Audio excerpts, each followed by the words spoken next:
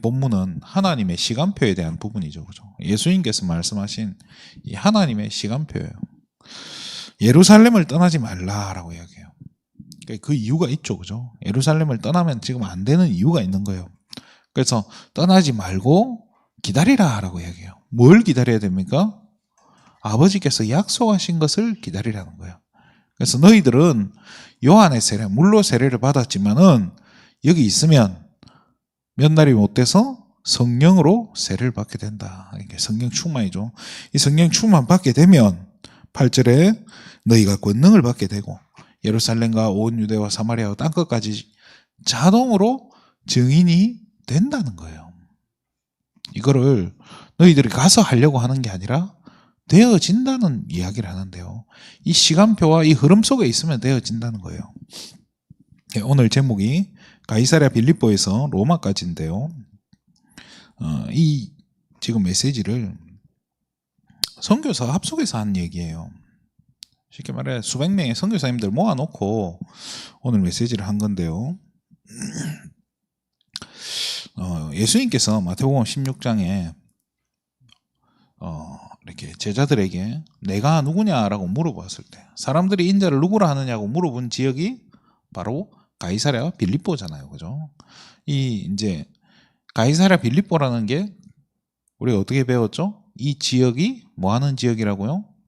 지금 속국대에 있는 로마에 압제당하고 있는 이 지역인데 유대인들은 마음속에 언젠가 그리스도가 나타나시면 이 로마를 파괴하고 로마에서 우리를 건져낼 거다.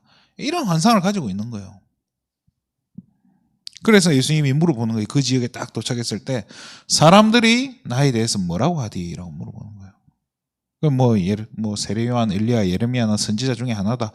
다 예수님을 뭘로 알고 있는 거예요? 단편적으로 알고 있는 거예요. 예수님 예레미야 역할을 했습니까? 안 했습니까? 나사로 죽었을 때요. 예수님 눈물 흘렸다고 했어요. 그렇잖아요. 그러면 또 뭐죠? 죽은 사람 살려내고 병든 자를 고치고 엘리야 같은 사역 또한 마찬가지로 하셨어요. 세례 요한이 했던 그런 일도 하셨어요. 예수님 죄명이 뭡니까? 유대인의 왕 아닙니까? 그죠? 반역이에요. 그러니까 그런 일들을, 그러니까 선지자 중에 하나인 일들을 다 하셨다니까요. 그런데 거기까지만 알면 되는 게 아니라는 거예요. 그 베드로에게 다시 물어보는 거예요. 제자들에게. 그럼 너희들은 나에 대해서 어떻게 생각하냐고 질문하잖아요. 그러니까 베드로가 그리스도를 고백합니다. 자, 우리가 몇 주 전에 우리가 귀신 들린 아이를 데리고 온 부모 이야기를 했지 않습니까? 그죠? 이 제자들이 능히 쫓아내지 못했다라고 나와요. 왜 못 쫓아냈는지.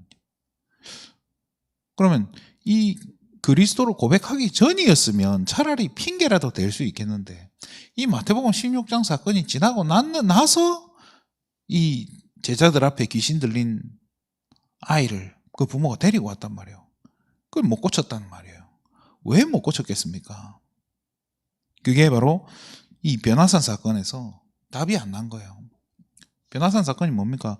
예수님이 영광스러운 산으로, 그러니까 한 산에 이제 제자들을 데리고 가잖아요. 그러고 나니까 영광스러운 모습으로 변했다는 거예요. 근데 변해 있는데 누구랑 같이 있죠? 모세랑 엘리야랑 같이 있잖아요. 이 장면을 보니까 제자들이 봤을 때는 모세나 엘리야나 예수님이나 똑같구나를 본 거예요. 그래서 우리가 이제 여기서 세 분을 섬겨야겠다. 이렇게 생각을 한 거예요. 근데 예수님 정신 차리고 보니까 예수님만 남아있단 말이에요. 여기서 초막 셋을 짓겠다고 이야기한 사람도 결국 누굽니까? 베드로잖아요. 그리스도로 고백해놓고 나는 예수님도 좋고 모세도 좋고 엘리야도 좋고 이게 뭐예요? 우리가 아는 그리스도, 우리가 입술로 고백하는 그리스도, 이게 지금 입술로 고백되는 차원에서 끝이 나야 되는 게 아니라 완전히 답이 나버려야 된다는 거예요. 그러니까 모세도 필요 없고 엘리야도 필요 없고 그리스도면 된다라는 여기에 대한 확실한 답과 결론이 나기를 바랬던 거예요, 예수님이. 지금 이 이야기를, 이 설교를 지금 선교사들 수백 명 모아놓고 하고 있다는 거예요. 저는 이게 좀 마음이 안 좋더라고요. 이 선교사님들이 얼마나 이 이야기를 안 하면, 얼마나 이게 답이 안 났으면 이 수백 명의 선교사님 모아놓고 이 얘기를 합니까? 자, 이게 뭐 선교사 이야기가 아니라요. 우리 자신도 마찬가지인 거예요. 우리가 입술로는 그리스도, 예수는 그리스도 이야기하지만 실제로 내가 얼만큼 이 부분을 확신 가지고 있고, 그 확신과 이런 거는 결국은 또 뭡니까? 뭐 물론 은혜기도 하지만요. 사실은 그런 거예요. 문제가 왔을 때 그리스도를 붙잡고 넘어가는 체험을 해봐야 된다는 거예요. 제가 이렇게 수학을 참 못했어요. 이렇게 수학이 그렇게 어렵더라고요, 저는. 수학이 너무 안 돼가지고 그냥 포기해야겠다 이런 생각을 하고 있는데, 이게 중학교 3학년이 되니까 우리 어머니가 이제 방에 와서 제 뒤에 앉아서 기도를 하는 거예요. 학교 마치고 돌아오면 몇 시까지? 밤 12시까지. 그냥 뭐 잠을 잘 수가 있나요? 할 수 없이 공부를 해야 되는 거예요. 할 수 없이. 근데 공부를 하는데 어떻게 하냐? 하다 보니까 맨날 제가 하는 것만 할 수 없잖아요. 그래서 이번엔 진짜 안 되는 그 수학을 한번 해봐야겠다. 그 수학을 펼쳐봤는데 이게 도대체 무슨 말인지 하나도 모르겠는 거예요. 그 진짜 뜯어가지고 아예, 그러니까 문제집을 펼쳐놓고 공부한 게 아니라 답지를 펼쳐놓고 공부를 한 거예요. 답에 뭐라고 돼 있냐, 이걸 어떻게 풀고 있냐, 이거를 정말로 계속 보고 또 보고 그러니까 제일 쉬운 것부터 하나씩 풀어본 거예요. 풀릴 때까지. 그 뭐 답지를 계속 본 거죠. 그래 보다가 하나 풀어보고 조금 이해가 되면 이해된 만큼 다시 풀어보고 이해하고 다시 풀어보고 이거를 계속 반복한 거예요. 몇 달 지나니까 이제 풀 줄 알겠더라고요. 풀 줄 알게 되겠더라니까요. 그리고 또 몇 달이 더 지나니까요, 이제는 그 응용 문제를 하지 않습니까? 어려운 거, 조금 더 복잡해지는 것, 그것도 풀어지더라니까요. 문제는 방학 되니까 우리 어머니가 뒤에서 기도를 안 하더라고요. 그래서 원래 인간은 금방 이렇게 돌아가 다 까먹고 다시 기억이 안 났는데요. 그런 거예요. 이게 공식을 대입을 해보니까 되더라는 거예요. 풀리더라는 거예요. 이게 뭐예요? 우리가 그리스도 모든 문제 해결자라는 말은 입술로 해서 되는 게 아니에요. 실제로 문제에 대입을 해봐야 된다는 거예요. 문제가 왔을 때 이 그리스도라는 답으로 넘어서는 체험과 여기에 대한 이렇게 맛을 봐야 이게 신앙생활이 시작이 되는 거지. 이게 맛을 안 보면요, 이 맛을 못 보니까 자꾸 뭘 추구하게 되냐니까 치유되어지는 것, 또 어떤 이렇게 신비주의 하는 쪽으로 자꾸 이렇게 가게 된다니까요. 왜? 이 그리스도로 이렇게 끝이 나는 이 답이 안 나고 자꾸 뭘 추구하게 된다니까요. 이 뭔가 다른 거를 계속 뭔가 내가 뭔가 받아야 되는 거예요. 이게 착각하는 거죠, 그죠? 자, 그래서 빨리 우리가 정리가 돼야 되는 게, 그리스도면 되는구나. 이 부분에 딱 정확하게 답이 나버려야 된다는 거예요. 다른 거 가지고 되는 게 아니구나. 엘리야가 뭐 한 사람이에요? 그렇죠? 엘리야 별명이 뭡니까? 불의 선지자 아닙니까?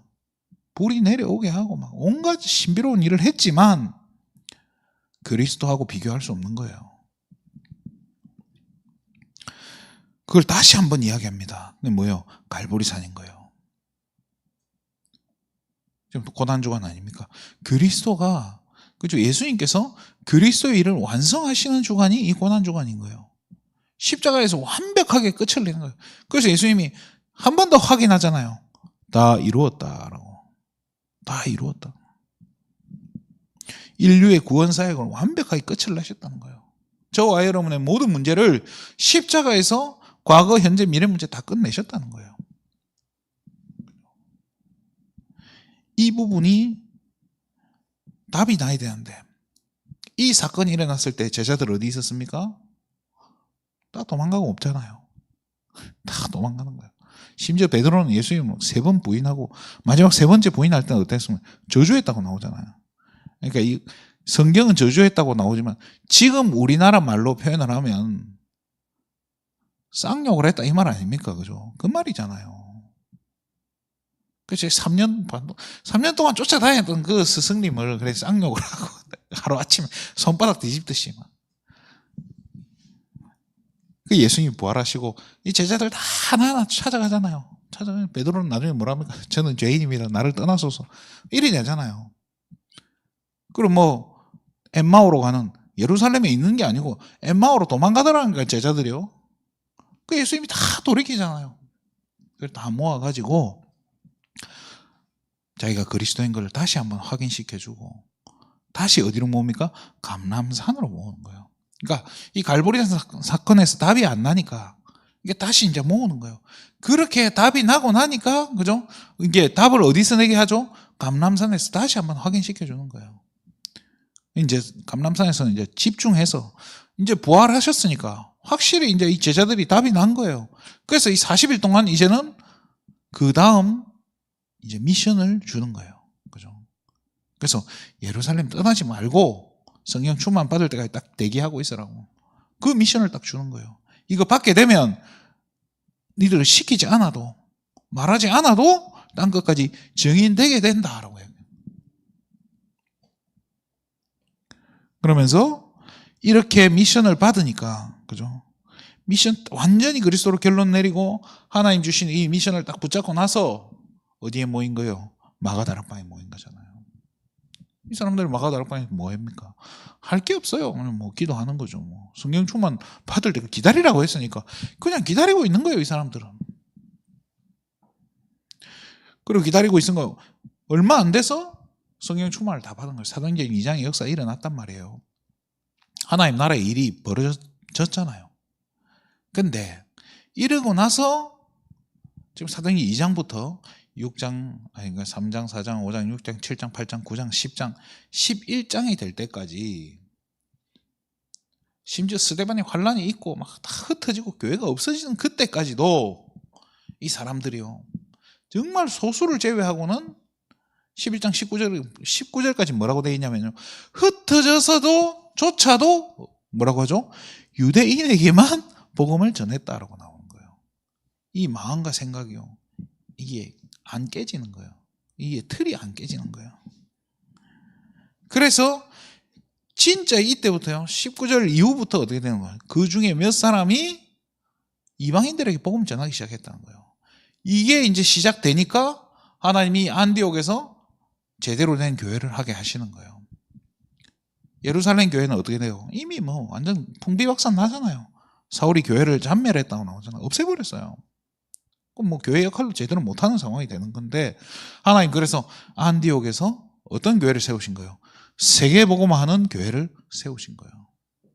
여기에 바울이 온 거예요. 바울은 사도행전 9장에 이제 그리스도를 만나고 회심을 했단 말이에요. 그래서 바울을 데리고 예루살렘 교회를 갔더니 예루살렘 교회가 난리가 난 거예요. 겁이 나가지고. 저러다가 또 손바닥 뒤집듯이 바뀌어가지고 우리 다 잡아가면 어떡하냐 이제 이래 되니까 받아들일 수가 없는 거예요, 바울을. 그래서 바울이 대기하고 있다가 안디옥에 딱 교회가 세워지고 나니까 안디옥에서 이제 조금만 올라가면은 다소가 있어요. 거기서 이제 바나바가 바울을 데리고 오잖아요. 이때부터 어떤 일이 벌어집니까? 그 지역, 그 소아시아와 그 유럽 전역에 복음이 증거되게 됩니다. 그래서 결국은 어디까지 가게 됩니까? 로마까지 가게 되고. 우리가 절대 망대란 말이 뭡니까? 망대는 시스템이에요. 절대 망대는 하나님이 주신 시스템인 거예요. 세계복음화 시스템이라는 거예요. 그러니까 로마에서 세계복음화까지. 이제 이 역할은 그러니까 바울이 로마까지 했다면, 초대교회가 로마까지 했다면 이제 세계복음화는 사실 누구 몫입니까? 우리의 몫인 거예요. 또 우리 후대들의 몫이고요. 그래서 이 부분이 그럼 그 시작이 뭐냐는 거예요. 그 시작이 그리스도로 답이 나라는 거예요. 그죠? 그 시작이 가이사랴 빌립보고, 그죠? 갈보리산이라는 거예요. 거기에 대한 답이 나버려야 된다는 거예요. 그래서 저는 이게 좀 그렇더라고요. 이게 선교사 합숙 메시지예요. 선교사 합숙 메시지는 일반인은 들어가지도 못해. 선교사들만 모아놓고 하는 얘기인데 얼마나 많은 선교사님들이 이게 진짜 막 선교 현장 가보면 엉뚱한 짓 하는 선교사님 너무 많거든요. 제가 봐도 진짜 너무 안타깝다 싶을 만큼 그런 분들 참 많은데 뭐 욕해봤자 뭐 누워서 침 뱉기 아니겠습니까? 그죠? 어쨌든 이 세계복음화가 되어져야 되고요. 그래서 우리 교회는 적어도 우리 세계비전 가족들이 진짜 이 그리스도로 완전히 답이 나버린다면 그 뒤에 부분들은요, 뭐 감람산이고 마가다락방이고 안디옥이고 로마고 세계복음하고 이거는 하나님께서 문을 열어가시는 거예요. 문 열리고 하나님께서 길을 열어가시는 건 따라가면 돼요. 그렇잖아요. 뭐 빌립에게 성령께서 뭐 가라고, 광야로 가라고 끌려가면 되잖아요. 그럼 거기에 에티오피아 내시 만나게 되는 거고. 그렇잖아요. 아시아에서 복음 못 전하게 막으면 그럼 뭐 넘어가면 되는 거예요. 거기서 루디아를 만나게 되고. 하나님이 다 준비해 놓은 그곳으로 인도만 받으면 돼요. 그래서 그 시작이 그리스도로 결론 내리는 거. 오늘도 정말로 그리스도가 실제로 답이 되어지는 저와 여러분의 현장과 만남과 사건과 업 가운데서 실제 그리스도가 답이 되어지는 그 체험이 있기를 주님의 이름으로 축원드립니다. 하나님 참으로 감사를 드립니다. 오늘도 귀한 하루를 허락하시고 또 기도로 오늘 하루를 시작하게 하심에 너무나 감사를 드립니다. 우리 귀한 세계비전 가족들이 정말로 예수가 그리스도 되어지는 이 사실이 오늘 우리의 만남 가운데, 사건 가운데, 우리 일 가운데 실제로 성취되어지고 체험되어지는 은혜가 임하게 하여 주시옵소서. 정말로 이 예수 이름 앞에 흑암이 무너지는 체험하게 해주시고 이 예수 이름 앞에 정말로 질병이 꺾이는 체험이 일어나게 하여 주시옵소서. 그래서 정말로 이 그리스도의 맛을 본 증인들로 가득 찬 우리 세계비전 가족 될 수 있도록 우리 세계비전 교회가 되게 하나님 축복하여 주시옵소서. 모든 영광을 하나님께 돌립니다. 그리스도 되신 예수님의 이름으로 기도드립니다. 아멘.